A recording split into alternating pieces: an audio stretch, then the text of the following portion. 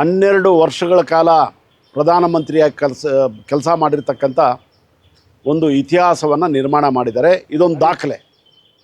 ಆ 12 ವರ್ಷಕ್ಕೂ ಇವತ್ತಿನ 12 ವರ್ಷಕ್ಕೂ ಭಾಳ ವ್ಯತ್ಯಾಸ ಇದೆ. ನಡೆಸ್ಕೊಂಡು ಮುಂದೆ ಬರೆದಿದ್ದಾರೆ. ಆಗಿನ ಕಾಲಕ್ಕೆ ನೆಹರು ಇರ್ಬೋದು, ನಂತರ ಬಂದಂಥ ಎಲ್ಲ ಪ್ರಧಾನಿಗಳ ಆಡಳಿತದಲ್ಲಿ ಒಂದಲ್ಲ ಒಂದು ಹಗರಣ ನಡೀತಾ ಇತ್ತು. ಜನ ಈ ಸಾಧನೆ ಸಾಧ್ಯ ಆಗಿರುವಂಥದ್ದು ವಿರೋಧ ಪಕ್ಷಗಳು ಏನಿದ್ದಾವೆ, ಒಂದು 25-26 ವಿರೋಧ ಪಕ್ಷಗಳು ಈ ದೇಶದಲ್ಲಿ ನಡೆಸ್ತಾ ಇದೆ. ನಿನ್ನೆ ನಡೆದಿರ್ತಕ್ಕಂಥ ಇಂಡಿಯಾ ಬ್ಲಾಕ್ನ ಸಭೆಯಲ್ಲಿ ಅವ್ರಿಗೆ ಸ್ಪಷ್ಟವಾದಂಥ ಅಜೆಂಡಾ ಇಲ್ಲ, ಕನಿಷ್ಠ ಜ್ಞಾನ ಇಲ್ಲ. ಇವತ್ತು ಕಾಂಗ್ರೆಸ್ ಎಡುತ್ತಾ ಇರೋದು ಇಲ್ಲೇನೆ.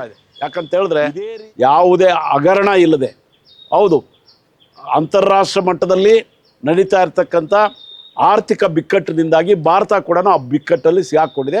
ಯಾವುದೇ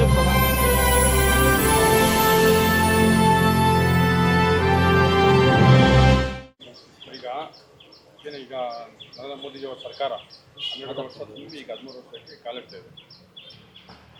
ನರೇಂದ್ರ ಮೋದಿಯವರು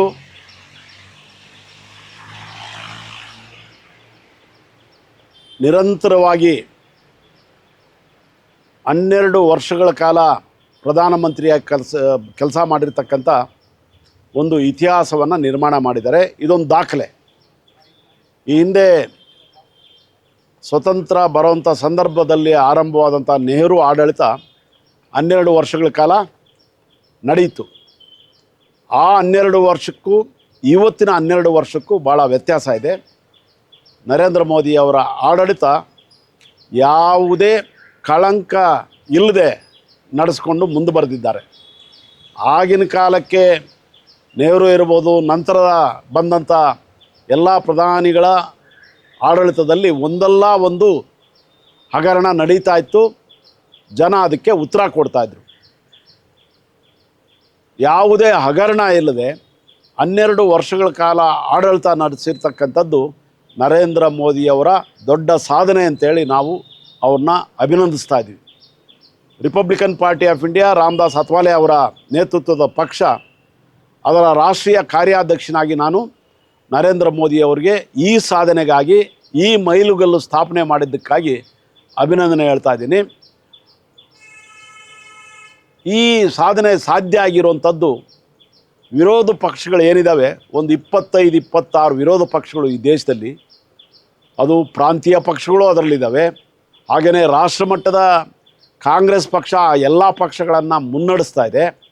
ನಿನ್ನೆ ನಡೆದಿರ್ತಕ್ಕಂಥ ಇಂಡಿಯಾ ಬ್ಲಾಕ್ನ ಸಭೆಯಲ್ಲಿ ಅವ್ರಿಗೆ ಸ್ಪಷ್ಟವಾದಂಥ ಅಜೆಂಡಾ ಇಲ್ಲ, ಯಾವ ವಿಷಯಗಳ ಕಡೆ ಗಮನ ಸೆಳೀಬೇಕನ್ನೋ ಕನಿಷ್ಠ ಜ್ಞಾನ ಇಲ್ಲ.